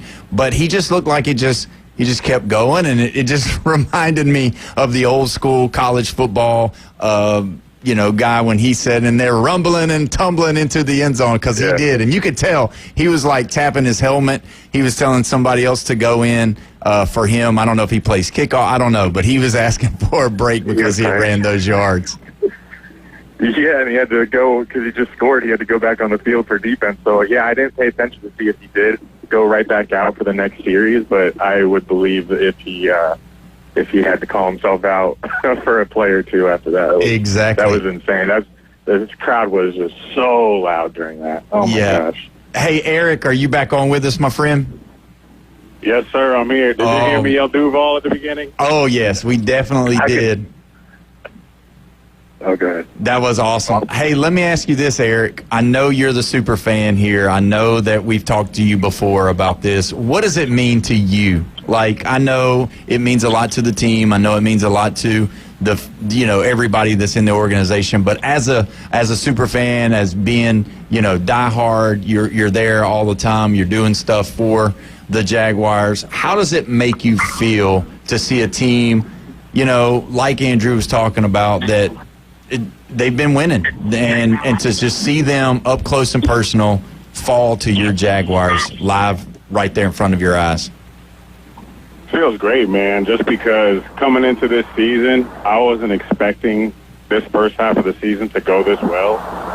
I came in with my reservations just because of all the different coaching changes we've had over the years, haven't gone well. So I did feel different about this regime, but I still felt like it was going to start a little rocky. So for us to come here and be this dominant right out the gate, leading the league in takeaways and getting that dub in prime time against a team that's been to the Super Bowl so many times in the last few years, just won the AFC, who we haven't beat since 2009, which was like right when I started becoming a fan. It means the world to be able to do this, especially in a city like Jacksonville where they've been waiting so long for a good team like this, and this season just looks like it's going to keep going up and up and up. Is this the biggest game since y'all beat the Chargers in the playoffs and that comeback win? Yeah, I'd say so. I said earlier on social media it was a top 2 experience for me in Everbank. Because I know there's some older fans out there that have seen the 90s teams, but I wasn't one of those. So I have the experience of that Chargers game, and I've got this one that are going to be close to my heart forever. Yeah, that's exactly what I was thinking. Now, Andrew, you wasn't here when we talked to Eric the first time, and I was telling him I lived in Kentucky when Liam Cohen was the offensive coordinator for the Kentucky Wildcats, and he had Will Levis there, and Will Levis needs to send him money because he's the whole reason why the Titans drafted Will Levis was because of Liam Cohen, because of how he, talks to his quarterback, how he handles his quarterback. And Levis is a type of, Trevor Lawrence, that he's athletic and he can move around the pocket as well. How much confidence do you guys have in Liam Cohen now, seeing kind of what he's doing with I call him Sunshine. So what he's doing with Sunshine and how he's making this offense kind of work, making them kind of more than just one-dimensional with, running the ball, but also being able to throw the football as well. Well, I'll also give Liam Cohen money if he turns Trevor Lawrence around. I am patiently waiting. I think we maybe got a glimpse of Trevor turning the corner this season. Obviously, Trevor hasn't had the season so far that we all want, but I have full faith in Liam Cohen. Like I tweeted last night when I was, I have an issue. I'll start raging and I say some bad things about Trevor Lawrence that I don't mean, especially if he turns it around and has a second half like he did. I was like, if Trevor Lawrence doesn't work out, I can't wait for Liam Cohen to handpick his next quarterback because I do have faith that he is our head coach of the future, and I love everything that he's doing for us right now. Well, you know what? It's funny that you say that because, the flip side to saying Liam Cohen was coming there, at the beginning of the season, we do our pick-ems, we talk about stuff, we talk about each team, and we kind of give the overview. And we talked about that, Sunshine, this was his year that if he didn't get it right, that possibly they were going to move on from him. But I just think that, like I was saying with him and Will Levis, Liam Cohen knows how to work those quarterbacks. And let's just be honest. Let's just look back because I'm an Alabama fan, so I've seen a lot of Sunshine's college days. And Sunshine ran the ball more than he threw the ball. He had the great wide receivers, but when the game was on the line, Dabo Swinney ran Trevor Lawrence a lot with the RPO than he did just standing back throwing, dropping dimes everywhere. Yeah. When Trevor runs the ball, he obviously opens up another. Like Mahomes killed us when he ran the ball. So you get Trevor to run the ball himself. It just adds like a completely different element to his game, and I'm obviously all for it, especially if it gives us results like we had last night. That was one of the most fun. Crazy. There were some crazy moments and moments that made me scratch my head and kind of say some bad things about him, but that was one of the most entertaining Trevor Lawrence games. And it's because you add the rushing element. It makes it a lot more fun, and I think he's more successful when he does that. Yeah, that's what I was going to say. Now, Eric, when you look at Sunshine's numbers, you got 18 for 25, 221 yards and a touchdown and 1 pick, obviously. And then he had 10 carries, 54 yards, but 2 touchdowns running. That's his game. He's a big athletic guy. He's going to take some hits. He's going to take some punishments. He's going to be all right. I mean, he's been hurt a couple of times, but he's not Joe Burrow, and he's not Tua Tagovailoa. So you don't have to worry about that, I don't believe. But when you look at him, wouldn't you say, Eric, that that's the style of play that he's going to have to play for them to be successful? He's not going to stand back there and throw 40 times and throw for 350 yards, 5 touchdowns. He's going to throw for about 250. He's going to give you a touchdown or 2, but he's also going to create with his legs. He's going to have about 40 to 60 yards rushing, and he's going to have a touchdown or 2. Don't you think that that's the way forward for this team to be successful offensively? No, yeah, I completely agree. I saw a lot of people in the comments after the game saying that they saw like you just said, they saw the Clemson and Trevor in that game. And I believe that we were going to need more of Trevor's legs to win more games this season. So seeing him run for 2 touchdowns, it was great because I know there's more coming for the rest of the season. And we're seeing it. Trevor's getting worked on. Like, he hasn't had great coaches since he's been in the league. But Liam's putting a new fire into Trevor that we haven't seen before, and it's starting to come alive week after week after week. And we know we haven't. Trevor has a little bit of inexperience with the run game in the NFL. He may be a little timid still because in that first goal line stand, he kind of went over the offensive line a little soft there, where the ball got punched out of his hands at the start. But he bounced back from that pretty much immediately and able to get 2 rush touchdowns after that. So I'm just glad because I remember when I came on the show last time I talked about we're going to have to see different situations that Trevor's in to see how he is this season. And we got to see the situation where he's at the goal line, doesn't get the ball over the plane, turns it over, goes down 14-0 against the Kansas City Chiefs at home, and he comes back and he does what he does that we all saw last night, and I'm just so proud that we finally got to see that with the new regime, and just gives me confidence going forward about any situation that the Jags get in that we are going to be able to come out on top of it. Yeah. Okay, this is Jeff. I'm not Paul, obviously, and Paul's got a bias because Trevor Lawrence beat Alabama in a national championship, and I like Trevor Lawrence, and I enjoyed what he did in that national championship. I didn't. And I called Trevor Lawrence the 11th best starting quarterback in the NFL before the season started. And y'all are ho-humming it around a little bit, and I'm going to just overreact here for a second. But y'all are 4-1. You're in a division that you can win the division. I mean, there's other teams where, the Chargers or the Broncos are complaining that the Chiefs are in their division. They can never win the division. And then now they got to worry about each other because the Raiders are out of it. But, I mean, you're in a great division where you can win the division. And the next 2 weeks are the telltale of your whole season because you're coming off of 6 days. You're playing at home against the Seahawks. Seahawks are, I don't even know what to say if they're an above-average team, but possibly. And then you turn around, you go to London against the Rams, who the Rams have great potential to being great, but they're not always great. Yep. And then you got to bye. So these next 2 weeks will determine how y'all are going to land in the playoffs or not land in the playoffs. And I guess I'm just overreacting from that game last night. Because you know what? Just as many people who were sitting on the edge of their seat last night, some people were turning it off at 1 minute and 45 seconds. Yeah. Because they said, Chiefs did it again. And then guess what happened?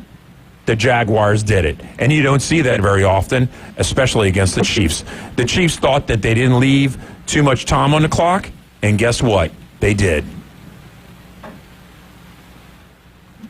I think we lost them. Yeah, he's fired. You know what, Eric and Andrew? Jeff, I'm going to add him to y'all's podcast because he's fired up. I'm telling you about these Jaguars. And you know what makes him more fired up than anything? To be able to sit across the table from me and tell me that I was wrong about Sunshine being the 11th best quarterback in the National Football League. And I still don't know if he is or not, but he's so right. Eric, when you look at these next 2 games, you have all the confidence going forward right now. And to me, I think you get the Seahawks. I think that's not going to be a big problem. I think you're going to have enough momentum to carry you. But that Rams team, that's a possibility of seeing what you guys could look like against a really good, well-oiled machine, because those guys know how to put points on the board, and their defense is pretty good. So how do you feel about that? Do you think I'm right in that regard, that the Seahawks, I think you'll be able to carry your momentum from winning this past game and then getting into that game against the Rams? I disagree a little bit that these next two games are going to show us anything, because I think even if they lost one or both of them, I think we've seen plenty in the first four games that has me confident for the second half of the schedule, just because it's on the lighter side. We have 5 division games in the second half of the season. True. And we play the Raiders, the Jets, the Broncos, the Chargers, and I think one more non-conference team. But that's a pretty light schedule for what we've been put up against so far, in my opinion. But I'm very confident going against mostly the Seahawks. The Rams, like you said, the Rams are up in the air. The Rams could put 40 on you, or they could put 20 on you. It just depends which Rams team shows up.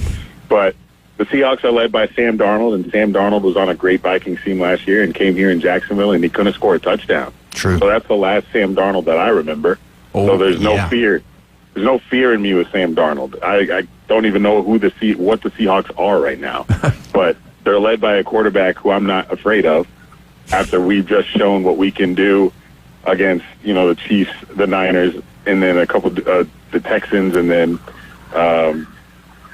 who do we play week 2? The Bengals, yeah. The Bengals, yeah. How that game went. But I'm just like the situations where we have a minute 50 left. Trevor has the ball. It happened again. We were sitting there in the stadium thinking to ourselves, what's Trevor going to do this time? What's he going to do this time? And he went down there, got a couple calls, a couple amazing throws, a couple bad plays. We saw every scenario possible in one drive, but it ended with 6. And I feel like that's been the story of the season so far, overcoming adversity and going down there and winning. And I think that just continues the rest of the season. I don't see it stopping. We're led by a bunch of guys who can lead men, the defensive coordinator, the head coach. These guys are ready to play this season, and it's giving me especially after that Chiefs game, giving me the utmost confidence against anybody. Even with the injuries, no Trayvon, Brenton Strange gets taken out. Now he's on IR. Next guy comes up. Even the center got hurt. Backup center was in for that last play. And we just keep finding ways to win. So I don't fear a loss in the next 2 games. It's okay. I got a hashtag. It's called Stay Calm Duval, and we're going to ride that hashtag for the rest of the season, because it's all about staying calm, because this team's ready. We're talking with the Dunn and Drew podcast. Now, Drew, when you saw Travis Hunter go up and get that catch last night, I had to rewind it, and I had to call everybody that's in my house, because everybody was doing homework, and my wife was folding clothes, and I'm like, hey, like Leonardo DiCaprio. I did the whole, come here, everybody come here. And I had him come in and watch the catch that Travis Hunter made, because, we've been waiting on him. We've been waiting on him to make a play. We've been waiting on him. Obviously, he's been, playing, and he's done some good things that, hasn't been, one of these moments. But talk about that catch last night, what it did to the fans while you were sitting there and watching it live. I was like, finally, not only that he is doing something like that, but that we have a Jaguar, period, that does something like that. I've always watched other teams able to just, Mahomes does it all the time, just throw it down deep to a target, and they'll you'll be double covered, but they'll jump higher than the other players and come down with the ball, and it's just, you're like, damn, why can't I get that on my team? So I was stoked that we have that, but I was also so happy that happened in the spotlight of Monday Night Football, because I think now because the people nationally were upset. I don't think locally they're upset. I think nationally they're upset that Travis Hunter wasn't featured in more highlights that they were seeing on Twitter or whatever. But like I told you, totally behind Liam Cullen. He has all my trust. But, I have a history of blind trust when it comes to the Jaguars head coaches, so take that with a grain of salt. But I do think I'm right this time. Trust with him and how he's having Travis Hunter come along in practice and game reps. So I was trusting the process, and I'm just glad that he quieted all the national people and maybe local people that were kind of getting angsty too with his production. And he did it on Monday Night Football, a great catch, and then that juke move that he had, Trevor threw it to like Travis in the flat, and he juked 2 Chiefs players, showed his elusiveness and acceleration. So, and then he played meaningful defensive snaps too. So on Xavier Worthy a lot of the time, and that's for just sprinkle him in here and there. But I mean, he wasn't really sprinkled last night. He played a lot of snaps, but hey, come year 2, we're 4-1. We don't need Travis Hunter starting wide receiver 2 and starting at one of the corner positions if he's not 100% ready for it yet. Right. So I was hyped when I saw that catch, because I was like, oh man, we're gonna see that all over Twitter, all over ESPN for a week, and I'm excited for him, and I'm excited for all the fans here and Travis. Well, guys, we are going to have to take a break, but we appreciate you coming on. I want to tell you, we are a station that gives away Jacksonville Jaguar tickets. So what we're going to do the next time that we give away our tickets, we're going to get you guys connected to the person that wins. And if y'all would just love them up, get them into some good places, let them see some of the great things of the game day. I'll text you their names, and maybe we can get y'all hooked up with them so that y'all can really show them what Duval is all about. We can definitely get to them and would love to. For sure. Awesome. Well, I you know what? And I'm not sending Jeff down there, because you 3, I don't know what y'all would do. Y'all try to burn it up down there. Jacksonville would never be the same. Yes, sir. Too much Kool-Aid. That's right. All right, my man. Well, we appreciate it, guys. Y'all have a good day. And when we come back, we're going to dive into a little bit more of this college football season. You're listening to the Sports Blitz with Paul Wilson at 104.3 ESPN Northwest Florida.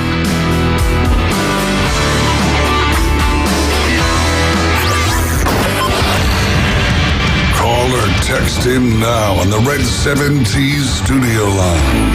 850-215-6290. Have you ever wanted to reach out and smack someone? You can't fix stupid, but you can divorce it. The new Sports Blitz.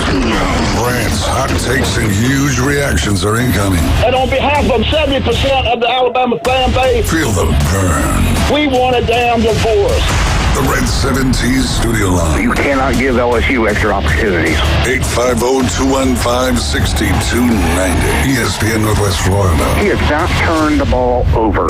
Get in the game. Good evening. This is Joanna on ESPN Northwest Florida with Tuesday's weather forecast. Mostly clear tonight with a low near 75 and a wind 3 to 7 miles per hour. Mostly sunshine tomorrow morning, a light breeze and a temperature of 83. Slightly hotter in the afternoon and evening around 86 with some sun and a wind around 8 miles per hour out of the northwest. Partly sunny Thursday and quite warm around 84. This forecast is brought to you by Earthworks of Northwest Florida, Mid-South Lumber, the best little lumber yard in Panama City. Thank you for listening to ESPN Northwest Florida. Take your next adventure in an award-winning Kia from Bill Bird Kia. Discover the new Kia. We invite you to stop by Bill Bird Kia and test drive the new 2025 Kia. You'll get the perfect balance of comfort, safety, and technology. The 2025 Kia SUV family has movement that inspires. Drive away today in a new 2025 Kia Soul, Seltos, Sportage, Sorento, or Telluride. Fuel the thrill and command the road in the luxury of a 2025 Kia K5 sedan from Bill Bird Kia. Performance, power, and design built for you. Spark inspiration in the all-electric 2025 EV9. It's a modern masterpiece, fast-charging, rugged, and roomy. Bill Bird Kia is the original home for the 20-year, 200,000-mile warranty. Stop by 2435 East 15th Street, Panama City, or anytime at BillBirdKiaPanamaCity.com. We'll treat you like family and give you the peace of mind you can trust. Your local community dealer is Bill Bird Kia. Scott Graham here from Thursday Night Football on Westwood One. Jason Benetti and Devin McCourty have the call as Week 6 of the season kicks off with NFC East action between the Eagles and the Giants. Philadelphia, the defending Super Bowl champions, are coming off their first loss of the season last week. Can they get their repeat hopes back on track? Find out on Thursday Night Football. Eagles versus Giants. Coverage starts at 6:30 on 104.3 ESPN, Northwest Florida. Transmitting from the CBC Construction Studio. This is the Sports Blitz, where we don't have guests. We have punching bags. The Sports Blitz on 104.3 ESPN Northwest Florida.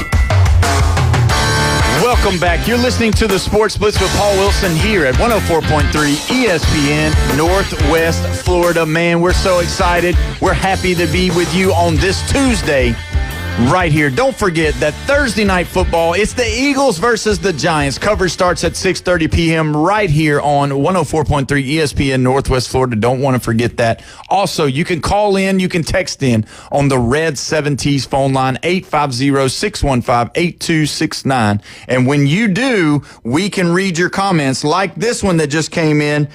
Not sure if you've covered it yet, but speaking of Heisman, today in 1916, Coach John Heisman led Georgia Tech to a 222-0 win over Cumberland. So there you go. I mean, wow. Yeah. You knew that? Yeah. That's like one of those trivia questions. Yeah. 222-0. So this is the same guy that's the Georgia Tech fan that says Haynes King is definitely somebody that should be considered for the Heisman. What did I say? Top 6, I think I said? Yeah, for sure. Yeah, top 6. But, I mean, when you look at what he does and how he does it, he's like a Trevor Lawrence. He's not going to throw a bunch of passes, but he's going to run and throw together. Well, another thing, when you said all those stats for Trevor Lawrence, I was like, oh, wow. 18 for 25, that's 72%. 225 yards on 18 completions? Come on, man. Yeah. 10 rushes for 53 yards. 2 touchdowns in rushing. Yeah. I mean, the only blemish he had was that interception. Right, that's it. And did you see the last score where he fell down and got back up? And he fell down twice. Yes. And then he ran around. Oh, yeah. That was crazy. Just so athletic. When you look at he is 6'5". Yeah. Yeah. And can move like that and run like that. Yeah. And he's not light either. And that hair. Yeah. The hair. Yeah. The hair. Well, talk about the hair. I don't know if you saw it or not, but did you watch the online today? Have you seen all of that? So when they went to him on the bench, he was he had a one finger, and it was protruding into his nostrils.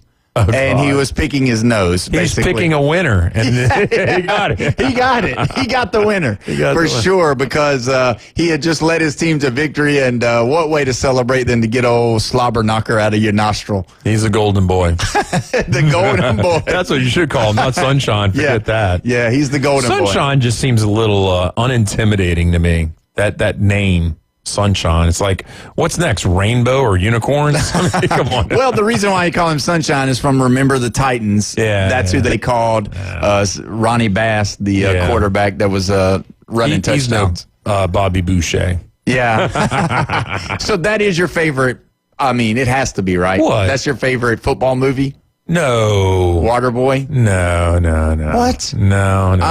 All of the Cajun people in the back said, Well, what is your favorite football movie? I don't know, but I mean, you want to talk about tearjerkers, an old movie about Gale Sayers and Brian's Song is the name of it, and Billy D. Williams plays Gale Sayers in the movie, and I think that movie probably came out. It had to have come out after I was born, I'm sure, in the 70s and all that. And that's a tearjerker. Because do you know the story behind all that? No, Yeah, it was like Gale Sayers' best friend, and he was a white guy, and he died at an early age and everything. It's just a tear-jerking movie. I don't know what movie. I mean, a lot of people love Friday Night Lights. I'm sure that comes up on the list for a lot of people. But, of course, Rudy. Mine was Remember the Titans. It just Remember was. the Titans? Yeah, I just thought that was the best movie. I mean, it was great. And it was based on a true story. You know, a lot of people don't realize that when they say based on a true story, that they add a lot of fiction to the movie, but it's not all true because everybody believes that. Because if you look it up, the Titans, the game at the end where they had to put Rev in there to run the touchdown to win the game, that actually is not true. What happened is they won like 42-6 in the state championship game. They blew them out. Wasn't even close. And nobody got close to that team that year. They had several Division I players. I mean, even Ronnie Bass going to play for the Gamecocks. And everybody thought that he was Tannehill, but he wasn't. Yeah. But anyway. Last Boy Scouts, one that's forgotten. Yeah. That was a pretty good movie. Yeah. But let me tell you what I was shocked by. Somebody came out of a top 10 list of movies, baseball movies, and The Natural was left out. Wow. And I was just like, come on, man. Yeah, you can't top do 10? that. Yeah, you can't I mean, do that. you got to have it in top 10. Yeah, it's in there. I mean, obviously, gotta be. all of the Sandlot's probably number one, that's up there. but you got to have that. You got to have that. But anyway, you know, last night we always talk about this, and maybe this is my MO. Maybe this is who I am as a person. But when you look at these games that they lose, when they lose, a lot of times it's the quarterback that's leading the team in rushing. Now, last night, we call him the Golden Boy now. I've been calling him Sunshine for so long. That's all I when I first think of him, that's what I say. Even Trevor Lawrence doesn't come out of my mouth as much. But he looks like a surfer dude. Yeah, he does. And so, but if you look at it last night, both Mahomes and Trevor Lawrence led their teams in rushing. I don't know if that happens very often. Etienne was getting a lot of action. Yeah. Yeah. But when you look at what he did by running the football compared to running the football by what Mahomes did, it was two totally different things. The design runs that they were doing with the Jaguars was for the benefit of moving the ball and letting him get outside the pocket and run like he is. He's elusive. But Mahomes' rushes was because people were covered and they wasn't open or the pocket collapsed. Did you find? I found there was a few times where he gave up on the pass, on pass options. Kind of gave up quick. And he, not only did he run, but I saw a couple times where, he ran around to escape and then he threw it away. Yeah. They run around so quickly, and sometimes like the field awareness I don't get when I'm watching a game. Right. And what happened is I was like, did he cross the line of scrimmage? Because it looked like he did, but he didn't, Right. And then he throws it away.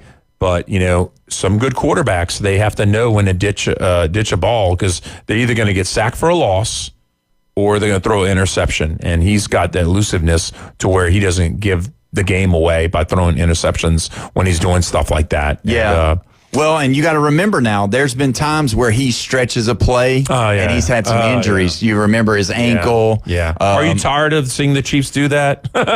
No, I'm one of the rare people that I like success. Okay. And so I'm not going to root against you because you always win. I'm not going to do that. And that's the thing for me. And obviously it's probably because I'm an Alabama fan. Yeah. You like dynasties, I know. I like the dynasty. I don't like everybody getting a chance to win. I don't like everybody gets the prize. I don't like everybody is going to win, Jeff. I want one person to win and everybody else lose. Do you know how miserable the Saints organization would be if they didn't have that one title? Yeah. That one title. The one time. Yeah. We feel fortunate that we have that.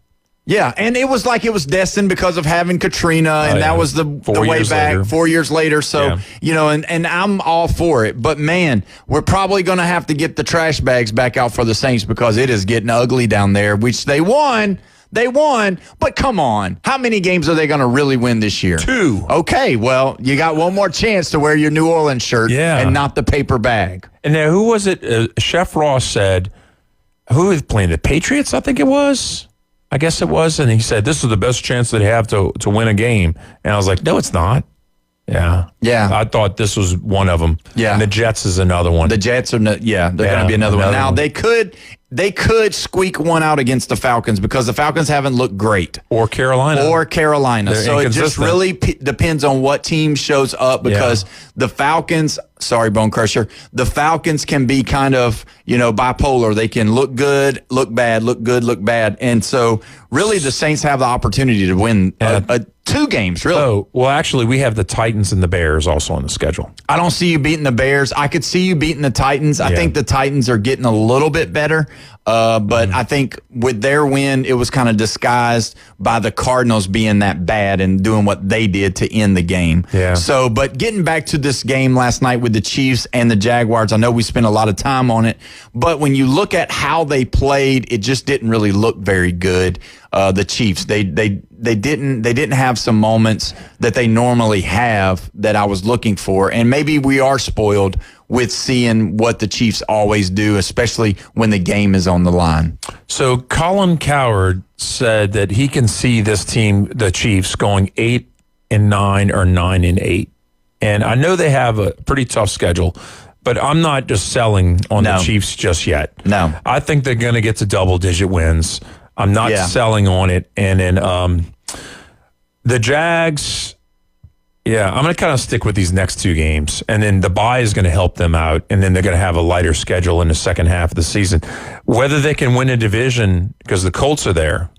Mm-hmm. I mean, who else is the Titans are out, right? Yeah, they're going to. And then the Texans really are out. Yeah. Yeah. So it's going to be interesting if they can steal a division from the Colts. Yeah, it'll be curious to see. But, before we take a break, I want to talk about our sponsors. AutoNation Ford in Panama City. If you are looking for a vehicle, maybe you're in the market for a used vehicle, good thing that you are, they can get every vehicle under the sun. I mean, if they don't have it right there on the lot, they can look it up online and find it for you and get it shipped here. No problem. They'll give you the best price. They'll give you the best service.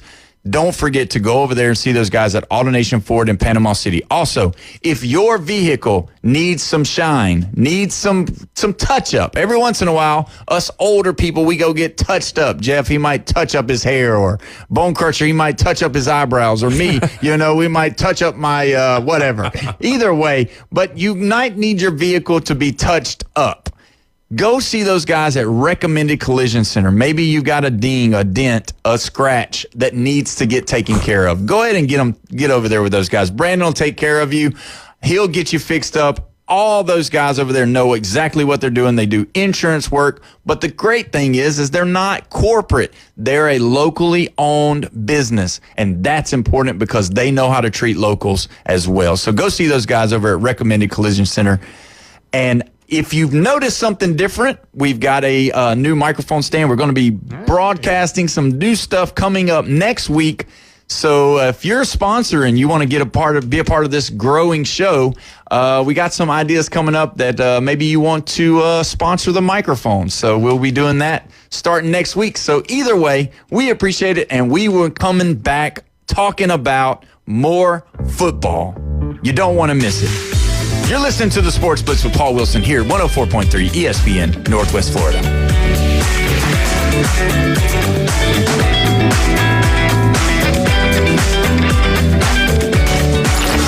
Reach out and smack someone.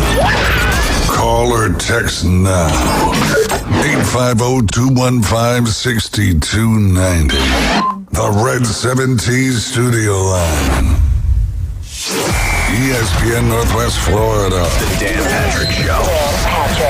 It feels like you got some teams that are kind of mailing it in. That Ravens loss, even with Lamar Jackson, they're not winning that game. And then you start to look at the numbers that the Ravens have been giving up. 41, 38, 37, 44.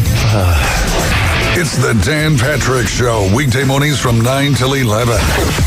ESPN Northwest Florida. Good evening. This is Joanna on ESPN Northwest Florida with Tuesday's weather forecast.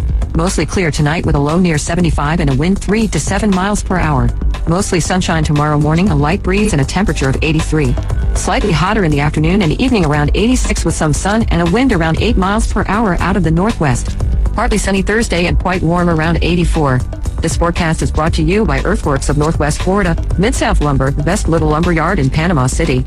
Thank you for listening to ESPN Northwest Florida. Reliable Copy Products is proud to be the exclusive dealer in Northwest Florida for Kyocera office equipment. Reliable Copy Products has been committed to providing professional, personalized service for the last 35 years. They understand that the right equipment does not always fall within today's budget requirements, so they offer several options for the equipment you need today for the growth you expect tomorrow. Call James Mothers at 784-6601. 784-6601. Reliable Copy Products on Harrison Avenue, just north of Bay High School. Los Rancheros has been doing it right for 20 years. Los Rancheros brings a top-shelf dining experience to you with the opening of their beautiful new building.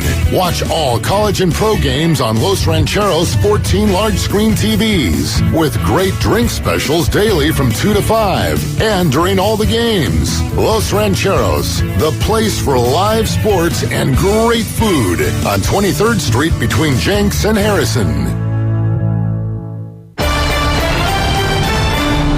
Scott Graham here from Thursday Night Football on Westwood 1. Jason Benetti and Devin McCourty have the call as Week 6 of the season kicks off with NFC East action between the Eagles and the Giants. Philadelphia, the defending Super Bowl champions, are coming off their first loss of the season last week. Can they get their repeat hopes back on track? Find out on Thursday Night Football. Eagles versus Giants. Coverage starts at 6:30 on 104.3 ESPN Northwest Florida. If you build it, they will come. We're live from the CBC Construction Studios. Pound the like and crush the subscribe. The Sports Blitz with Paul Wilson is live on YouTube. 104.3 ESPN Northwest Florida.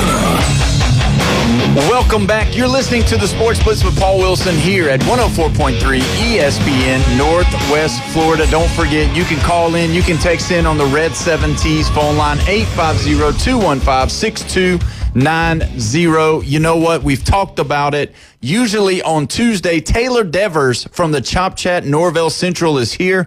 But Taylor, unfortunately, today is under the weather, Jeff. He's sick. And right. He's sick. And it's that hurricane virus, you know. It's going around beating everybody else in Florida. They beat Bethune-Cookman, South Florida, Florida Gators, and now the Seminoles. Yeah. You know, and that virus is going around. That hurricane virus. The whole state. Now they got to travel around, and you know, their schedule is they could lose some games. They play at SMU. Get out of here, man. And then they got 2 games up north at the end of the year. They got Virginia Tech. Get out. And Pitt, I think it is. You're losing all your credibility by talking about losing to it's Virginia not really Tech. concerning me too much, but they did go 10-2 last year and drop 2 games at the end of the year, but this is not the same team. No, it's not the same team. This is a better team. This is a way better team, I think, all the way around. But the only difference between last year and this year that isn't as good is the way they handled the Gators, because they crushed the Gators last year. Right. I mean, just beat them to a bloody pulp. But the Gators got progressively better as the season went along last year. But if you watch them, how they dismantled South Florida. They were everybody's darling. They were the Cinderella. But the way they dismantled South Florida, that made me a believer in Miami. Well, Notre Dame to start off the season also. Yeah, so they were prepared and ready. Well, those type of games, you know that it's going to be those nail biters, going to be tough. It's going to be 2 heavyweight contenders going at it. It's just like the whole thing with Texas and Ohio State. The Texas loss to Ohio State kind of spun them in a different direction. The momentum went way down. Yeah, because it really was, I don't know what they were talking about, but it really wasn't a bad loss because they didn't give up a bunch of points. They didn't run away. Played good. Right. And it seems like, you know, with Miami beating Notre Dame like they did, and then now they can just continue to grow on that. And you know what Joe said about them opening up the playbook and being able to do things now that makes them more dangerous. That's kind of what I'm looking at for Miami that's different from last year than this year. It just seemed like they had a recipe for their victories, but it was only this recipe. This year, they can beat you in different ways. They got tough defense. They can take gambles and blitz some people with those 2 ends that they've got as best as anybody in college football. And then being able to run the football and then being able to throw the football to those young wide receivers for Miami. That's going to be key going into these games where they need a big third and 3rd and 8, 3rd and 9 play, and they get a big play. So the Hurricanes have Louisville next. They don't play Georgia Tech and somebody else that's pretty good. They don't play a couple of big ACC teams, but they got Louisville next. Yeah, well, I just got a text, and it's a big Florida State fan. Okay, and is it Neil? No, it is not Neil this time. It is a new fan. Okay, but he says that Miami and Florida State will meet again and in the ACC championship. What do you think about that, Jeffrey? Well, Georgia Tech's got to take 2 losses, and Louisville's got to take a loss. And I think Clemson's only got 1 conference loss to Syracuse. Yeah, I mean, they lost out of conference games, Clemson did, right? Yeah. So you got to not only win out. No, they lost North Carolina. Who did? Clemson. No. Beat the heck out of North Carolina. Yeah, they beat North Carolina. Destroyed them. They lost to LSU. And I forgot, Syracuse. And one other game. They Georgia lost Tech. 3 games. They lost to Georgia Tech. Georgia Tech. So they've lost 2 in conference. So Syracuse and Georgia Tech. Yeah, so if Florida State beats Clemson. So I don't know how. So if Clemson beats Florida State, well, obviously Florida State's going to be eliminated. But they've got to hope that Louisville loses to Miami this week and Georgia Tech drops 2 games, who they aren't even playing the top-notch teams. Yeah, they got the cupcake schedule. So, yeah, you're hoping. You're not hoping that you win out. You're hoping that other teams from out of your control are going to lose. So you're not in the driver's seat. So I'm not saying get in the back seat, but I'm saying that in all likelihood, the Seminoles are not going to the ACC championship. Right. No, I agree. In all likelihood. Yeah. Vegas will let you bet money. If you believe Florida State is going to the ACC championship, go bet money. It sounds like easy money for the fans, right? Yeah. But also, you got to look at another bet that everybody was betting on was Tommy Castellanos going to New York. Let me just go ahead and say that bet is out the door as well. Yeah. You know, in the game, let's just be honest about it. I got the stats in front of me. 25 for 45, 272 yards, 2 touchdowns. The 2 crucial picks really hurt him, but also he had 16 carries for 57 yards. He's another one of those quarterbacks that is a part of his game. He is a runner. He is a part. That's what he does. So that's not bad. What was curious to me is kind of the plays. Obviously, they were playing catch up in the 4th quarter. I get it. They had 83 plays and to 59. Wow. Yeah, that was, it's like hit me in the face. I was just like, gosh. Now, their time of possession, though, check this out. This kind of gives you the story of the game. Knowing that Florida State had 83 plays, their time of possession was only 29 minutes and 34 seconds. Wow. But however, with Miami having 59 possessions. Not possession, plays. Okay. They had 30 minutes and 26 seconds. So they were trying to wind that clock down. They were winding the clock. Yeah, and that sucks up a little bit of time. So that's the key. So 55.5% completion rate.